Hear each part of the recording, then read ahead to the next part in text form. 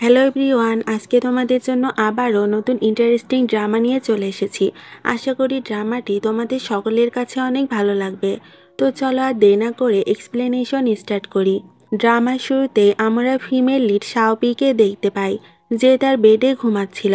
হঠাৎ সে তার পাশে খেয়াল করে তার হাজব্যান্ড লু এখনও বাড়িতে ফেরেনি। এখানে আমরা জানতে পারি কিছুদিন ধরে লু রাতে সময় মতো বাড়ি ফিরছে না। পরদিন সকালে আমরা শাওবিকে অফিসে যেতে দেখতে পাই।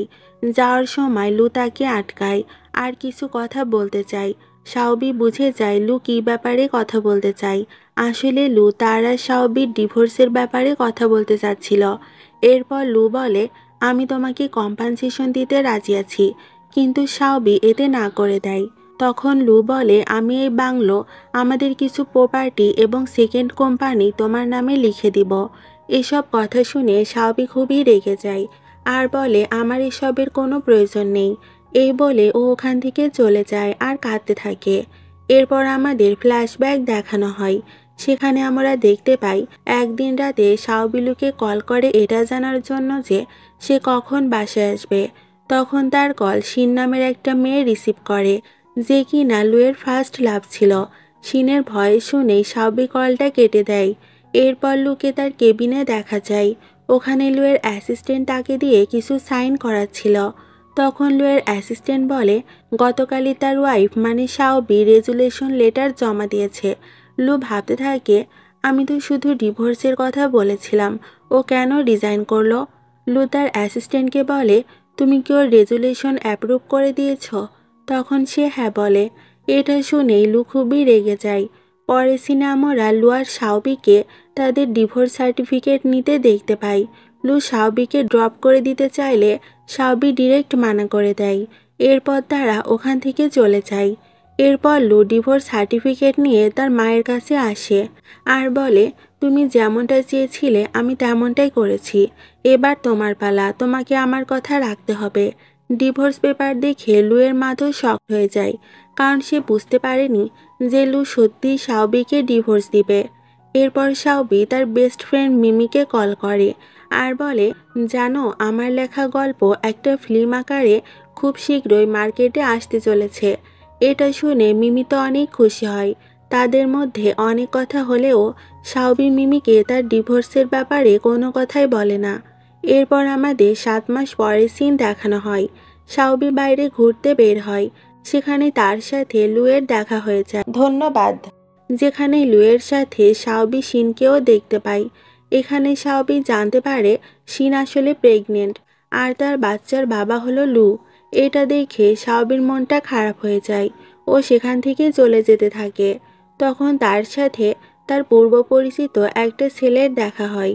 সে বলে, পিছনে ওটা কি তোমার এক্স নাকি? শাওবি বলে হ্যাঁ। এরপর ছেলেটি শাওবির সাথে তার বয়ফ্রেন্ডের মতো বিহেভ করতে থাকে। তখন সেখানে তার ছেলেও চলে আসে, যে তাকে বাবা বলে ডাকছিল। এইসব দেখে লু তো পুরোই শকড হয়ে যায়। এরপর আমরা লুকে ড্রাঙ্ক অবস্থায় শাওবির বাড়ির দরজায় জোরে জোরে নক করতে দেখি। শাওবি দরজা খুলতেই লু বলে, তুমি আমার সাথে এমনটা কিভাবে করলে? কেন আমাকে ডিভোর্স দিতে রাজি হয়ে গেলে? তখন শাওবি মনে মনে ভাবে, নিজের ডিভোর্স দিয়ে নিজেই বলছে যে কেন ডিভোর্স দিলে। এরপর লু শাওবিকে কিস করতে থাকে। শাওবি রেগে গিয়ে লুকে ধাক্কা দেয়। লু বলে, ওই ছেলেটা কে ছিল? ওর সাথে তোমার কি সম্পর্ক? শাওবি বলে, ও আমার বয়ফ্রেন্ড। এটা শুনে লু তো অনেক রেগে যায়। তখন শাওবি বলে, এটা আমার পার্সোনাল ব্যাপার, এতে তোমার নাক গলানোর কোনো প্রয়োজন নেই। এসব শুনে লু ইমোশনাল হয়ে মেঝেতে বসে পড়ে।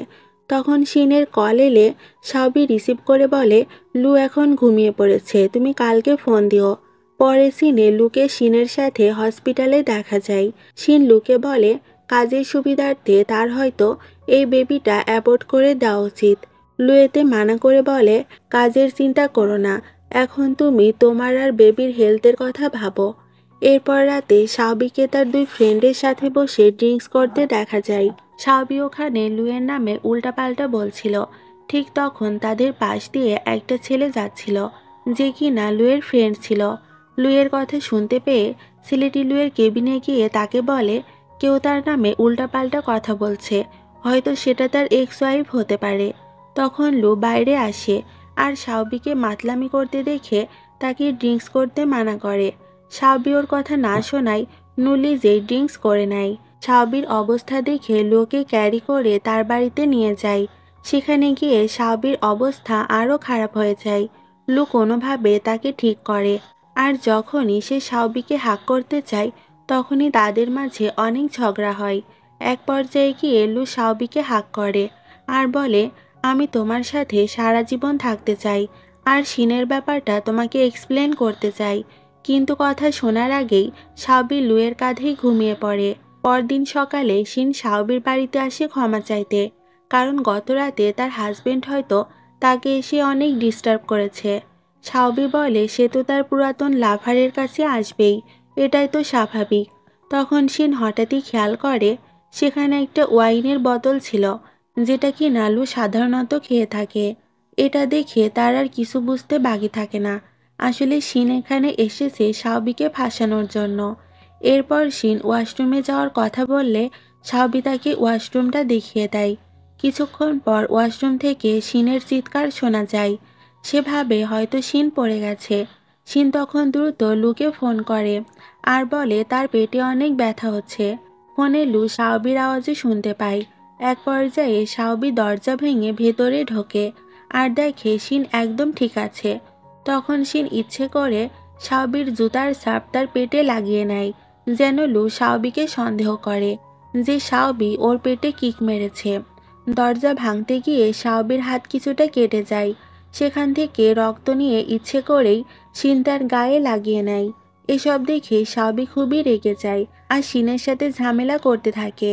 কিছুক্ষণের মধ্যেই সেখানে লু চলে আসে আর এমন অবস্থা দেখে সে শাওবির কোনো কথাই বিশ্বাস করে না। সে শিনকে ক্যারি করে হসপিটালের উদ্দেশ্যে বেরিয়ে পড়ে। হসপিটালে গিয়ে ডক্টর যখন বলে শিন আর তার বেবি একদম ঠিক আছে আর এ রক্ত শিনের নয়, তখন লু বুঝতে পারে যে এসব ওর অ্যাক্টিং ছিল।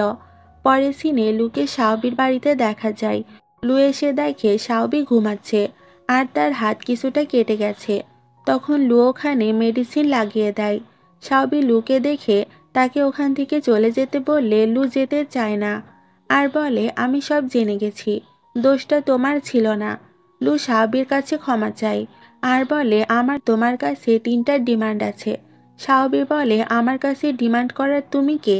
লু বলে, প্রথম ডিমান্ড, তোমাকে বাড়ি ছেড়ে দিতে হবে, কারণ আমি চাই না কেউ বলুক যেখানে তার এক্স ওয়াইফ বা ফিউচার ওয়াইফ থাকে। দ্বিতীয় ডিমান্ড হলো, তোমাকে প্রতি মাসে একবার করে আমার গ্র্যান্ডমায়ের সাথে দেখা করতে যেতে হবে। উনি অনেক অসুস্থ, এই জন্য আমাদের ডিভোর্সের কথা তাকে এখনো জানানো হয়নি। আর তৃতীয় ডিমান্ড হলো, তুমি কোনো ছেলের সাথে আশেপাশে থাকতে পারবে না, তাদের সাথে বেশি মিশতে পারবে না। এসব শুনে রেগে গিয়ে শাওবি বলে, তুমি ভুলে যাও যে আমি তোমার কোনো ডিমান্ড পূরণ করব, আর করবই বা কেন, আমাদের তো অনেক আগেই ডিভোর্স হয়ে গেছে। তখন লুয়ের কাছে হঠাৎ শিনের ফোন আসে। লু শিনের সাথে খুবই রুড বিহেভ করে। লু কোথায় আছে এটা জানতে চাইলে লু বলে, আমি কোথায় আছি সেটা আমি তোমাকে বলার প্রয়োজন মনে করছি না, তুমি শুধু তোমার আর বেবিটার খেয়াল রাখো তাহলেই হবে। লুয়ের কথা শুনে শাওবি খুবই অবাক হয়, কারণ ও ভেবেছিল তাদের মধ্যে হয়তো অনেক ভালো রিলেশন রয়েছে, কিন্তু এখন তো সে উল্টোটাই দেখতে পেল। পরে সিনে দেখা যায় শাওবি তার মায়ের কাছে তাদের বাড়িতে আসে। এখানে আমরা জানতে পারি এটা শাওবির বায়োলজিক্যাল মম নয়, মূলত শাওবিকে তারা ছোটবেলায় অ্যাডপ্ট করেছিল। খেতে বসে শাওবির মা তাকে অন্তত 3-4 দিন এখানে থাকার জন্য বলে। তখন শাওবি বলে সে এখানে 1 মাস থাকবে। তার মা বলে, 1 মাস? তোমার শাশুড়ি কিছু বলবে না? শাওবি বলে, না, আমি ওনাকে বলে এসেছি। রাতে শোয়ার সময় শাওবিকে তার মা বলে, কেন জানি মনে হচ্ছে তোমার মুড অফ, কোনো সিরিয়াস কিছু হয়নি তো? শাওবি বলে, আমি চাকরি ছেড়ে দিয়েছি, জাস্ট এটার জন্যই চিন্তা করছি। শাওবির মা তাকে অন্য কোম্পানিতে জয়েন করতে বললে সে রাজি হয় না। পরদিন লু শাওবির মায়ের বাড়িতে অনেক গিফটস নিয়ে চলে আসে। শাওবির মা শাওবিকে জোর করে লুয়ের পাশে বসায় আর বলে, দেখলে লু তোমাকে কত মিস করে, তুমি আসার পরদিনই ও এখানে চলে এসেছে। এখানে শাওবি কিছুই বলে না। পরে সিনে দেখা যায় শাওবি তার মায়ের বাড়ি থেকে নিজের বাড়িতে চলে যাচ্ছিল। শাওবির মা বলে, তুমি মাঝে মাঝে এমন আসলে আমার অনেক ভালো লাগবে। ততদিনে শাওবি নতুন কোম্পানিতে জব নিয়েছে। এরপর আমরা লুকে তার অফিস কেবিনে দেখতে পাই। সেখানে তার ফ্রেন্ড আসে আর বলে, শিন বাড়িতে একা রয়েছে, তোমার কি ওর খোঁজ খবর নেওয়া উচিত নয়? লু তখন তার ফোন ওকে দিয়ে বলে, তোমার যদি এতই চিন্তা হয় তাহলে নিজেই ফোন করে নাও। এটা শুনে লুয়ের ফ্রেন্ড বুঝে যায় যে লু এখনও তার এক্স ওয়াইফকেই ভালোবাসে। পরের সিনে আমরা একটা ড্রেসিং রুমের দৃশ্য দেখতে পাই, যেখানে শাওবির গল্পের হিরোইন নিয়া আর হিরো জাও ছিল। শাওবি জাওকে স্ক্রিপ্টের ডায়লগগুলো বোঝাচ্ছিল। এখানে নিয়ার ডিজাইনার আর স্টাইলিস্ট তাকে শাওবির গলার নেকলেসটা দেখতে বলে। নিয়া বলে, তো এমন তো আর না যে ওটা শুধু ওর কাছেই আছে। নিয়ার স্টাইলিস্ট বলে, হ্যাঁ, পুরো পৃথিবীতে ওটা মাত্র এক পিসই আছে, মনে হয় ও খুবই রিচ ফ্যামিলি থেকে বিলং করে। নিয়া বলে, আমার তো তেমনটা মনে হয় না, হয়তো ওকে কোনো ছেলে ওটা দিয়েছে। দেখছো না জাওয়ের সাথে ও কেমন হেসে হেসে কথা বলছে। পরের সিনে জাওকে তার ফ্রেন্ডের সাথে বসে ক্যাসিনোতে গেম খেলতে দেখা যায়। ওখানে জাওয়ের অ্যাসিস্ট্যান্ট এসে তাকে বলে, চারিদিকে একটা রিউমার ছড়িয়ে গেছে, সেটা হলো শাওবি নাকি কোনো 60+ এজের বুড়ো লোককে ডেট করছে। যাও এটা শুনে কিছু একটা করার কথা ভাবে, কিন্তু তখন তার ফ্রেন্ড তাকে কিছু করতে মানা করে, কারণ হতেও পারে শাওবি এমন কিছু করছে, আর যাও কিছু করতে গেলে যাওয়েরই মান সম্মান যেতে পারে। তখন যাও বলে, আমি শাওবিকে যতদূর জানি ও মোটেও এমন মেয়ে নয়, এটা শুধুমাত্র একটা রিউমার, এটাকে যেভাবেই হোক বন্ধ করাতে হবে। এরপর শাওবি বসে আরাম করছিল, তখন তার ফ্রেন্ড তাকে কল করে বলে, তারা জাওয়ের একটা ছবি সোশ্যাল মিডিয়ায় ভাইরাল হয়েছে, যেখানে শাওবির হাতে লাল ব্রেসলেট দেখে সবাই তাকে চিনে ফেলেছে। শাওবি এ কথা শুনে শকড হয়ে যায় আর ফোন খুলে দেখতে থাকে। শাওবি দেখে যে ব্যাপারটা সত্য। এরপর শাওবি জাওয়ের কাছে গিয়ে বলে, তুমি এসব কি করছো? যাও বলে, আমি যা করেছি তোমার ভালোর জন্যই করেছি। শাওবি বলে, তুমি একটা বিবাহিত ছেলে, এটা তুমি কিভাবে করতে পারলে? তখন যাও বলে, আমি ম্যারিড না, এখনও সিঙ্গেল, আর ওটা আমার ছেলে না, আমার ভাইয়ের ছেলে। শাওবি বলে, ও আচ্ছা, তাহলে তো আমাদের ভুল বোঝাবুঝি হয়েছিল। যাও বলে, এবার আমার প্রপোজাল তো তোমাকে অ্যাকসেপ্ট করতেই হবে। শাওবি বলে, না, আমি অন্য কাউকে পছন্দ করি। এরপর শাওবির বেস্ট ফ্রেন্ড মিমি তাকে একটা ক্লাবে নিয়ে যায়। সেখানে একটা ছেলে আসে। মিমি শাওবিকে বলে, আমি ভেবেছিলাম তুমি অনেক লোনলি ফিল করছো, তাই আমি এই কিউট ছেলেটাকে তোমার জন্য নিয়ে এসেছি। তখন সেখানে সুয়াই নামের একটা মেয়ে আসে, যে কিনা ওই ছেলেটাকে তার সাথে যেতে বলে, কিন্তু ছেলেটা তাকে বলে তাকে আজ অন্য কেউ আগেই বুকিং করে ফেলেছে, তাই সে আজ তার সাথে যেতে পারবে না। এটা শুনে সুয়াই সেখানে খুব রাগারাগি করতে থাকে আর মিমিকে গিয়ে থাপ্পড় মেরে দেয়। এতে শাওবি তো অনেক রেগে যায় এবং তাদের ভিতর ফাইট শুরু হয়ে যায়। এরপর ওখানকার ম্যানেজার পাশের কেবিন থেকে লুকে ডেকে আনে। লুকে দেখে শাওবি মিমির পেছনে লুকিয়ে পড়ে। লু ওখানে এসে বলে, এখানে সব কি হচ্ছে? তখন ম্যানেজার তাকে সবটা বলে। লু বলে, ঠিক আছে, আজকে যা হয়েছে সেটা এখানেই শেষ হতে দাও।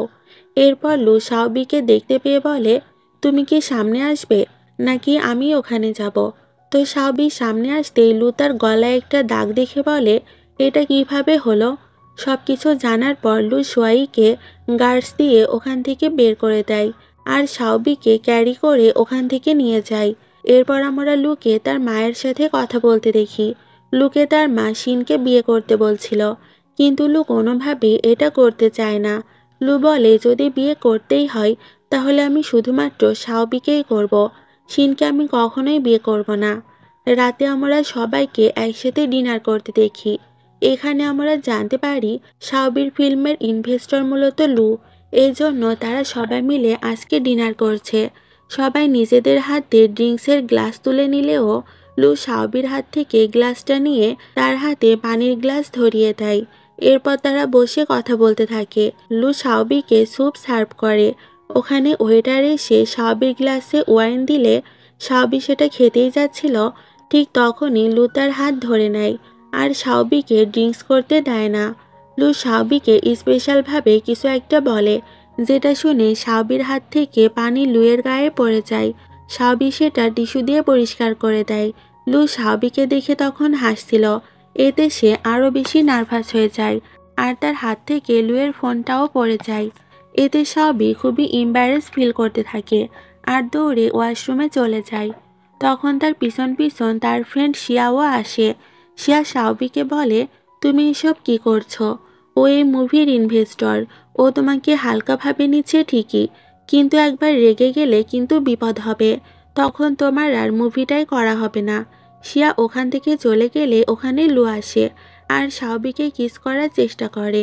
সে বলে, আমাদের মধ্যে যা হয়েছে তা শুধুই মিসআন্ডারস্ট্যান্ডিং। সাওবি বলে, আমি তোমাকে বিশ্বাস করি না, তুমি আমাকে ছাড়ো। লু বলে, শিনের পেটে যে আছে সে আমার বাচ্চা না। সাওবি বলে, তাহলে আমি যখন জিজ্ঞাসা করেছিলাম তখন কেন বলেছিলে যে শিনের বাচ্চা লু ফ্যামিলি থেকে বিলং করে? লু বলে, হ্যাঁ, ও লু ফ্যামিলি থেকে বিলং করে ঠিকই, কিন্তু আমি আজ অবধি শিনকে কখনো টাচ করিনি। আমি আজ কাজের জন্য একটু বাইরে যাচ্ছি, ফিরে এসে তোমাকে সব কিছু এক্সপ্লেন করব। এরপর লু সাওবিকে হাক করে আর তার কাছে ক্ষমা চাইতে থাকে। পরের সিনে শিয়া সাওবিকে জিজ্ঞেস করে, তোমার আর ওই ইনভেস্টরের মধ্যে কি সম্পর্ক রয়েছে, সত্যি করে বলো। এরপর সাওবি শিয়াকে সবটা বলে দেয়। সাওবি বলে যে লুই তার এক্স হাজবেন্ড। সাওবি শিয়াকে মজা করে বলে, লুকে তুমিই বিয়ে করে নাও, ও অনেক হ্যান্ডসাম। তখন শিয়া বলে, এসব বলতে তোমার ভয় করছে না? যদি তোমার এই সিক্রেট আমি বাইরে লিক করে দেই? সাওবি বলে, না, একদমই ভয় করছে না, কারণ আমি তোমাকে বিশ্বাস করি। পরদিন শিয়া আর সাওবি বসে নিউজ পড়ছিল। তো সাওবি দেখে সেখানে ফেমাস অ্যাক্ট্রেস শিনের হাজবেন্ডের ব্যাপারে লেখা আছে। মূলত ওখানে লুয়ের ব্যাপারেই লেখা ছিল। কিছুক্ষণ পর সেখানে নিয়া এসে সাওবিকে উদ্দেশ্য করে বলতে থাকে, আমার তো মনে হচ্ছিল কেউ মিস্টার লুকে সিডিউস করার চেষ্টা করছিল, আর কেউ তো ভাবছিল মিস্টার লু তার উপর ইন্টারেস্টেড। এটা বলে নিয়া ওখান থেকে চলে যায়। এসব শুনে শিয়া তো অনেক রেগে যায় আর নিয়াকে কিছু বলতে যাচ্ছিল, ঠিক তখনই সাওবি তাকে আটকায়। এরপর ওখানে একজন ক্রু মেম্বার এসে সাওবিকে বলে, তুমি বাড়ি যাবে কিভাবে? বাইরে রিপোর্টাররা তোমার জন্য ওয়েট করছে, আজ হয়তো তোমাকে এখানেই থাকতে হবে।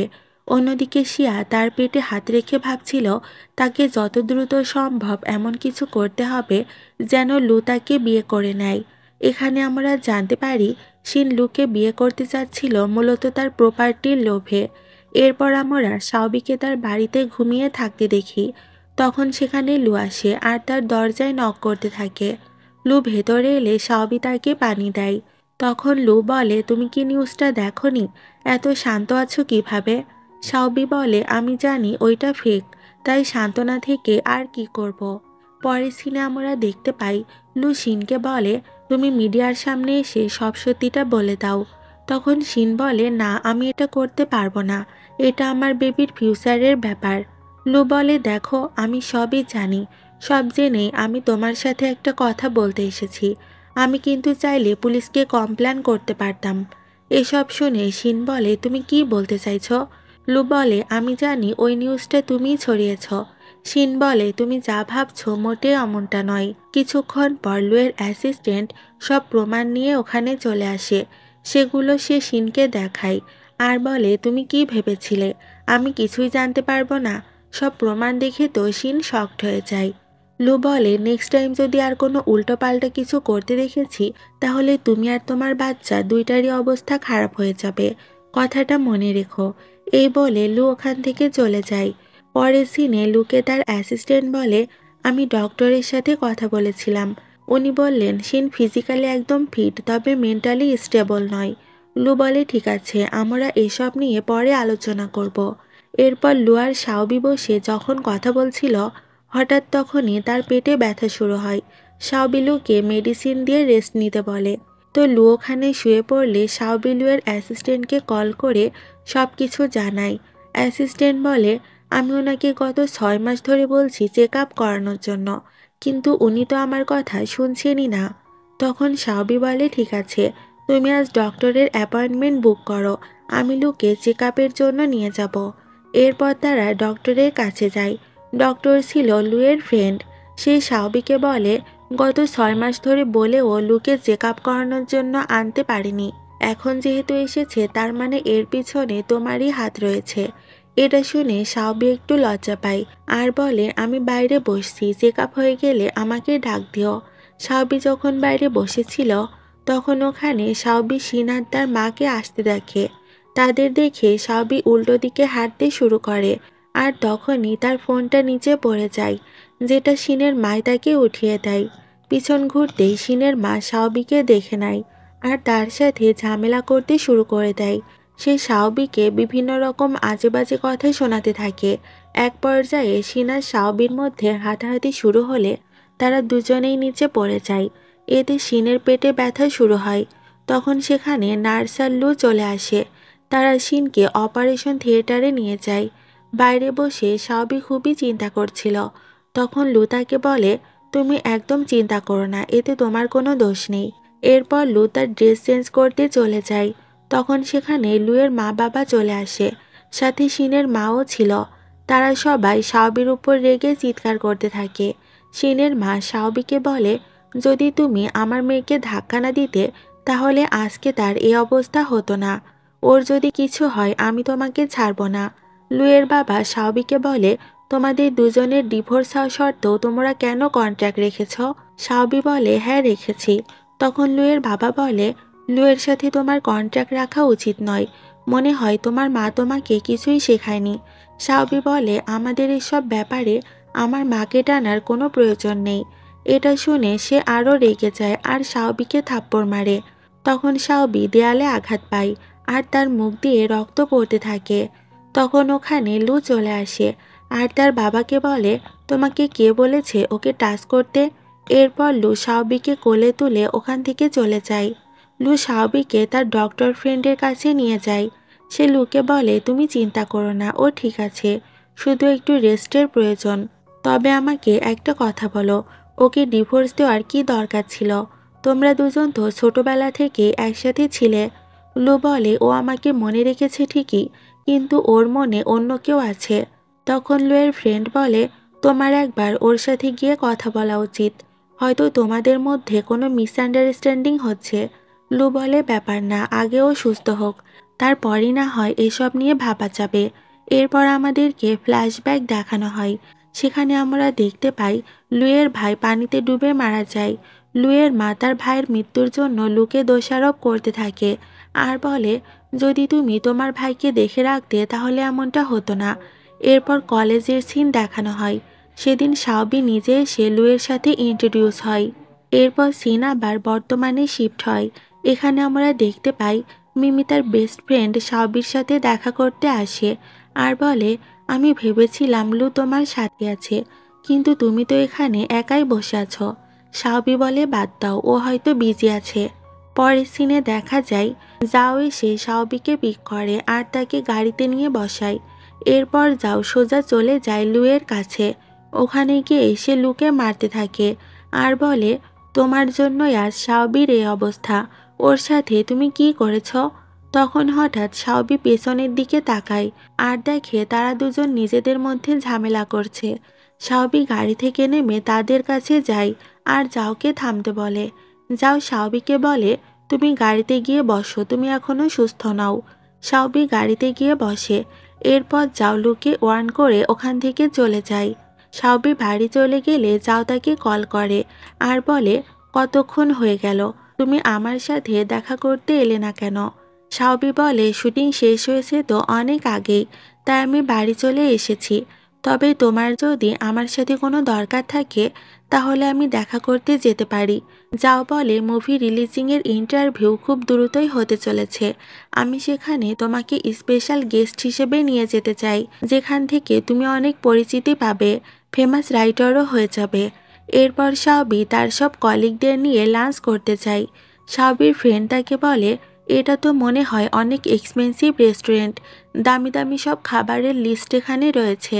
সাওবি বলে, আমি এখানে টিম বন্ড করতে এসেছি, টাকাকে না হয় সাইডেই রাখি। কিছুক্ষণ পর ওয়েট্রেস এসে বলে, ম্যাম আপনাদের বিল পে করা হয়ে গেছে।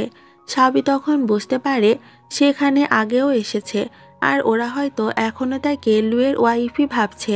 তখন যাও বলে, সুন্দরী হওয়ার অনেক সুবিধা আছে, এই যেমন কেউ এসে বিল পে করে দিয়ে যায়। সাউবি বলে, তুমি নিজের মুখ একটু বন্ধ রাখো। সাউবির ফ্রেন্ড সাউবিকে বলে, বাদ দাও, তুমি ওর প্রপোজাল অ্যাকসেপ্ট করনি বলে ও এখন এসব বলে তোমার উপর বদলা নিচ্ছে। সাউবি তখন যাওকে বলে, আমি এখানে একটা টিম বন্ড করতে এসেছিলাম, তাই নিজেদের মধ্যে ঝগড়া করতে চায় না। এরপর সাউবি চলে যায় ওই অরফানেজে, যেখানে সে ছোটবেলাটা কাটিয়েছে। সাউবি ওখানকার বাচ্চাদের জন্য অনেক গিফট নিয়ে যায়। সাউবি একটা গাছের নিচে বসেছিল, তখন সেখানে লু আসে। লুকে দেখে সাউবি বলে, তুমি এখানে কি করছো? লু বলে, কেন? সব ভালো কাজ বুঝি তুমি একাই করতে পারো, আমি পারি না? এরপর সাউবি বলে, এই জায়গাটার কথা মনে আছে? আমি এখানে পড়ে গিয়েছিলাম আর তুমি আমাকে হেল্প করেছিলে, আর এখান থেকে আমাদের ফ্রেন্ডশিপ শুরু হয়েছিল।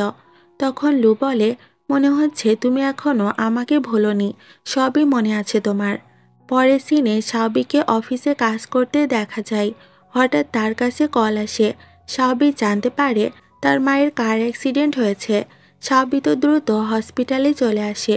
লুও সেখানে ওর সাথে আসে আর সাউবিকে সান্ত্বনা দিতে থাকে। কিছুক্ষণ পর ডক্টর এসে বলে, আপনার মায়ের অপারেশন সাকসেসফুল হয়েছে, শুধু এখন রেস্টের প্রয়োজন। এরপর সাউবি ভেতরে চলে যায়। তখন তার মা বলে, আমি খুব ভয় পেয়ে গিয়েছিলাম, জীবিত ফিরতে পারবো কি না এটা নিয়েই সন্দেহ। মরে গেলে তোমাকে আমার সিক্রেট কিভাবে বলতাম।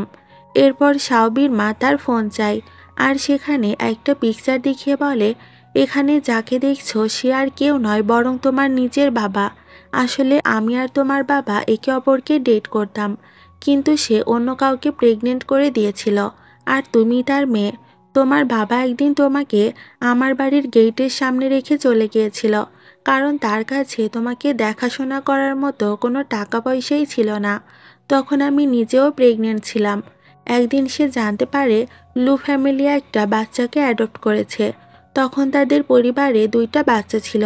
তখন সে ওখানে যায় আর একটা বাচ্চাকে কিডন্যাপ করে নেয়, কিন্তু কোনোভাবে সে বেচারা পানিতে পড়ে যায় আর সেখানেই সে মারা যায়। এরপর তোমার বাবা জেলে চলে যায় আর একদিন সে সুইসাইড করে নেয়।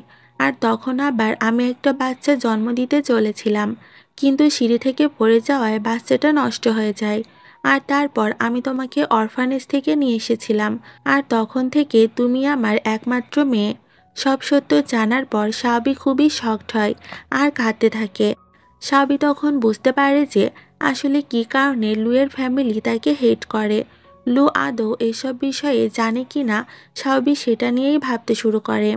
কেবিন থেকে বেরিয়ে লুকে দেখে সাউবি ভাবতে থাকে, লুকে আমাকে এটাই ভাবে যে ওর ভাইয়ের হত্যাকারী আর কেউ নয় বরং আমার নিজেরই বাবা। সাউবি বলে, তুমি কি আগে থেকেই সবটা জানতে যে আমার আসল বাবা মাকে? লু বলে, হ্যাঁ। তখন সাউবি লুয়ের কাছে ক্ষমা চাইতে থাকে। লু বলে, দেখো, তুমি আর তোমার বাবা সম্পূর্ণ আলাদা মানুষ, তাই তোমার বাবার কৃতকর্মের জন্য তুমি নিজেকে এভাবে শাস্তি দিও না। তুমি খুবই ভালো, অন্তত আমি তোমাকে খুব ভালো করেই বুঝি। তখন সেখানে লুয়ের অ্যাসিস্ট্যান্ট আসে আর তাকে কাজের কথা বলে। এটা শুনে লু ওখান থেকে চলে যায়। এরপর সাউবিকে আমরা চলে যেতে দেখতে পাই, কিন্তু যাওয়ার পথে একটা চোর এসে তার ব্যাগটা নিয়ে যায়। কিন্তু তখন সেখানে সান নামের একটা ছেলে ছিল, যে কিনা চোরটিকে ধরে ফেলে আর সাউবিকে তার ব্যাগটি ফিরিয়ে দেয়। সান সাউবিকে ব্যাগটা চেক করে নিতে বলে যে সব কিছু ঠিক আছে কিনা। তখন সাউবি বলে, এখানে আমার ফোন নেই। তখন সান তার ফোন সাউবিকে দেয় কল করার জন্য। এই সময় সাউবি দেখে সানের হাত কেটে গেছে এবং ব্লাড পড়ছে।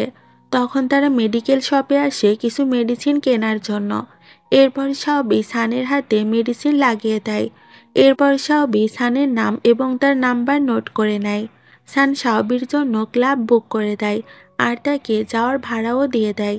কিছুক্ষণ পর একটা বড় গাড়ি আসে সানকে নিতে। সান ড্রাইভারকে বলে, মেয়েটিকে আমার কাছে একদিন নিয়ে এসো। সে বলে, আমি জানতাম বস, এমন কেয়ারিং আর সুন্দরী মেয়ে আপনার পছন্দ হবে। পরদিন সাউবি যখন অফিসে ছিল তখন তার কাছে সানের কল আসে। সে বলে, আমি তোমার ফোন পেয়ে গেছি, আজ তুমি ওই জায়গাতে আমার সাথে দেখা করো যেখানে আমাদের কাল দেখা হয়েছিল। এরপর সাউবি সানের সাথে দেখা করে। তখন সান শাওবিকে তার গাড়িতে বসতে বলে আর ওকে ওর বাড়ি অবধি লিফট দিয়ে দেয়। শাওবি যখনই আগের দিনের টাকা সানকে ব্যাক করতে চায় তখন সান বলে, আমার কাছে টাকার কোনো অভাব নেই, তবে তুমি যদি আমাকে থ্যাংক ইউ বলতে চাও তাহলে আমরা একদিন কোথাও খেতে যেতে পারি। কিন্তু এখানে শাওবি কিছু বলে না, যেটা দেখে সান বলে ঠিক আছে, যেটা তোমার ইচ্ছা। এরপর সান বলে, এই নাও তোমার ফোন, অনেকক্ষণ ধরে লু নামের কেউ তোমাকে কল করছে। শাওবি সানকে থ্যাংক ইউ বলে ওখান থেকে চলে যায়। সান যখনই সেখান থেকে চলে যেতে যাবে তখনই সেখানে তার সামনে একটা গাড়ি আসে। গাড়ি থেকে লু নেমে আসে। লু সানকে বলে, কবে ফিরলে? সান বলে, তা জেনে তোমার কি হবে? লু বলে, বাড়িতে কেন আসছো না? সান বলে, কোন বাড়ি? আমি ওখানে কেন যাব? লু বলে, অন্তত তোমার বাবা মায়ের সাথে দেখা করতে হলেও তো যেতে পারো। সান বলে, বাবা মা? তারা তো তোমার বাবা মা, আমার নয়। তাদের কথাবার্তার মাধ্যমে এখানে আমরা জানতে পারি শাওবির ছোটবেলার যে ছেলেটার সাথে দেখা হয়েছিল সে আসলে সান ছিল, লু নয়। সান বলে, আমি তোমার নামে আমার বাড়ি, সকল প্রপার্টি, এমনকি কোম্পানিও লিখে দিব, কিন্তু শাওবিকে তুমি ছেড়ে দাও। এসব শুনে লু সেখান থেকে চলে যেতে থাকে। লু গাড়িতে এসে তার অ্যাসিস্ট্যান্টকে বলে শাওবির উপর নজর রাখতে, ও যেন এই ছেলেটার থেকে দূরে থাকে, কোনোভাবেই যেন শাওবি সত্যিটা জানতে না পারে। পরদিন হসপিটালের বাইরে শাওবির সানের সাথে দেখা হয়ে যায়। শাওবি ওখানে কি করছে এটা জিজ্ঞাসা করলে শাওবি বলে, আসলে আমার মায়ের অপারেশন হয়েছে, তাই এখন সে এখানে রেস্টে রয়েছে। চান বলে, তোমার মায়ের সাথে আমাকে দেখা করাতে পারবে? শাওবি বলে, না না, তার কোনো প্রয়োজন নেই। সান শাওবির কাছে আসার চেষ্টা করলে সেখানে লু চলে আসে। সান বলে, ও কি তোমার হাজবেন্ড নাকি? শাওবি বলে, না, আমাদের অলরেডি ডিভোর্স হয়ে গেছে। তখন লু সানকে বলে, ফ্রি হয়ে আমার সাথে দেখা করো। এটা শুনে শাওবি বলে, তোমরা একে অপরকে আগে থেকেই চেনো? লু বলে, ও আমার ভাই, যে কিনা সেদিন পানিতে পড়ে গিয়েছিল। শাওবি বলে, কিন্তু ও তো মারা গিয়েছিল তাই না? লু বলে, না, ও মরেনি। তখন ওকে ওখানকার গ্যাংস্টার উদ্ধার করে এবং সে তাকে বড় করে। তখন থেকে ও আমাকে আর আমার ফ্যামিলিকে হেট করে। এসব শুনে শাওবির মাথায় তো কিছুই ঢোকে না। পরের সিনে আমরা দেখতে পাই তারা শাওবির মায়ের জিনিসপত্র প্যাকিং করছে, কারণ আজ শাওবির মায়ের হসপিটাল থেকে ডিসচার্জ করার দিন। তখন শাওবির মা বলে, এমন জামাই হলে আর কি চাই? লু তখন বলে, মা, আমি চাই না আপনি আপনার বাড়িতে ব্যাক করুন, আমি চাই আপনি এখন থেকে আমার দ্বিতীয় বাড়িতে থাকুন। সেখানে মেড আর ডায়েটিশিয়ান রাখা আছে, তারা আপনার খেয়াল রাখবে। লুয়ের রিকোয়েস্টে তারা লুয়ের দ্বিতীয় বাড়িতে চলে যায়। সেখানে একটা মেড এসে শাওবিকে বলে, আমি সব খাবার রেডি করে দিয়েছি, কিন্তু আমি লাস্ট মান্থের স্যালারি এখনও পাইনি, আপনি কি ওটা আমাকে দিতে পারবেন? শাওবি তখন সেটা দিতে রাজি হয় আর ড্রয়ারে টাকা খুঁজতে চলে যায়। সেখানে গিয়ে সে তাদের ডিভোর্স সার্টিফিকেট দেখতে পায়, কিন্তু সেটা খুলতেই শাওবি শকড হয়ে যায়, কারণ সেখানে একটা সিল থাকার কথা ছিল যেটা ছিল না। তখন সেখানে লু চলে আসে। শাওবি লুকে বলে, আমাকে তুমি একটা কথা বলো তো, ডিভোর্স সার্টিফিকেটে একটা সিল থাকে না? লু বলে, হ্যাঁ থাকে তো। লু তখন বুঝতে পারে যে শাওবি হয়তো তাদের ডিভোর্স সার্টিফিকেট দেখে ফেলেছে। এরপর শাওবি লুকে বলে, তাহলে আমাদের ডিভোর্স সার্টিফিকেটে সেই সিলটা কোথায়? লু শাওবির কাছে ক্ষমা চায় আর বলে, এটা ফেক সার্টিফিকেট। শাওবি বলে, ফেক? যদি ডিভোর্স দিতে নাই চাচ্ছিলে তাহলে কেন ডিভোর্সের কথা আমাকে বলেছিলে? তখন লু বলে, আমাকে ফ্যামিলি থেকে এটা করার জন্য ফোর্স করছিল, আমি তোমাকে ডিভোর্স দিতে চাচ্ছিলাম না। শাওবি বলে, শুরু থেকেই তুমি আমাকে অন্ধকারে রেখেছ, তোমার যদি আসলেই শিনকে দরকার হয় তাহলে ওর কাছেই চলে যাও, কেন আমার লাইফে থেকে লাইফটাকে নষ্ট করছো? তখন লু বলে, তুমি যেমনটা ভাবছো এমন কিছুই নয়, শিনের জন্য আমার কখনোই কোনো রকম ফিলিং ছিল না, আর এখনও নেই। এখানে শাওবি কিছুই বলে না। তখন লু বলে, প্লিজ কিছু বলো, আমাকে মারতে চাইলে মারো, বকতে চাইলে বকো, কিন্তু এভাবে চুপ করে থেকো না। এরপর শাওবি ওখান থেকে চলে যেতে থাকে। লু বলে, কোথায় যাচ্ছ তুমি? শাওবি বলে, রিয়েল ডিভোর্স সার্টিফিকেট নিতে যাচ্ছি। লু তাকে এসব করতে মানা করে। তখন শাওবি বলে, ঠিক আছে, কিন্তু আমাকে এখান থেকে যেতে দাও। লু বলে, না, তোমার যাওয়ার কোনো দরকার নেই, আমি নিজেই চলে যাচ্ছি। যেতে যেতে লু ভাবতে থাকে এবার সাউবি আমাকে কোনোভাবেই ক্ষমা করবে না। পরের সিনে দেখা যায় সাউবি জাওয়ের সাথে ডিনার করতে ডেটে আসে। কথা বলার এক পর্যায়ে সাউবি জাওকে বলে, আমার এখনো ডিভোর্সই হয়নি, ওটা একটা ফেক ডিভোর্স ছিল। যাও বলে, আগেই বুঝেছিলাম, তোমার হাতের ব্রেসলেটটা দেখে সেটা বোঝা যায়। আরেকটা হয়তো তোমার হাজবেন্ডের কাছে আছে, তাই না? যাও আরও বলে, অরফানেজে আমরা টোটাল 7 জন বাচ্চা ছিলাম, যার মধ্যে থেকে তুমি একজনকে ভুলে গেছো, আর সে হলাম আমি নিজেই। এই কথা শুনে সাউবি কনফিউজড হয়ে যায়। এরপর জি নামের লুয়ের এক ফ্রেন্ড সাউবির সাথে দেখা করে তাকে সব সত্যিটা বলে দেয়। আর সে এটাও বলে যে তার ছোটবেলার ফ্রেন্ড হলো ছান, লু নয়। কিন্তু ছান ওকে ভালোবাসে না, সাউবিকে লুই ভালোবাসে। এসব শুনে সাউবি বলে, এসব আমাকে ও আগে কেন বলেনি? জি বলে, তোমাকে হারানোর ভয়ে ও এসব তোমাকে বলেনি। যেদিন তুমি রিয়েল ডিভোর্স সার্টিফিকেট নিতে যাচ্ছিলে সেদিন থেকেই লু ডিপ্রেশনে ছিল। সেদিন থেকে ও ঘর থেকে বের হয় না, ঠিকমতো খায় না এবং ঘুমায় না, যেন বেঁচে থাকাটাই ও ভুলে গেছে। এমনকি লু এখন হসপিটালে ভর্তি। এসব শুনে সাউবি খুবই আপসেট হয়ে যায় আর কাঁদতে থাকে। পরের সিনে সাউবিকে হসপিটালে দেখা যায়। সাউবি লুয়ের কাছে ক্ষমা চায় আর তাদের ভিতর সবকিছু ঠিক হয়ে যায়। এমনকি সানের সাথেও তাদের সবকিছু ঠিকঠাক হয়ে যায়। কিন্তু হঠাৎই জানা যায় শিনের বাবা সাউবিকে কিডন্যাপ করে নিয়েছে। সাউবি তাকে শিনের দোষ বোঝানোর অনেক চেষ্টা করলেও সে সাউবিকেই দোষী মনে করে। তখন সেখানে সান আর লু ওকে বাঁচাতে চলে আসে। সাউবি বুদ্ধি করে শিনের বাবার থেকে নিজেকে দূরে সরিয়ে আনে, কিন্তু ও সেখানেই অজ্ঞান হয়ে যায়। লু তাকে হসপিটালে নিয়ে গেলে তারা জানতে পারে সাউবি প্রেগনেন্ট হওয়ার কারণে অজ্ঞান হয়ে গেছে। এই খবর শুনে তো ওরা খুবই খুশি হয়ে যায়। খুশি হয়ে লু সাউবির কপালে কিস করে। আর এখানে এই ড্রামাটির হ্যাপি এন্ডিং হয়ে যায়।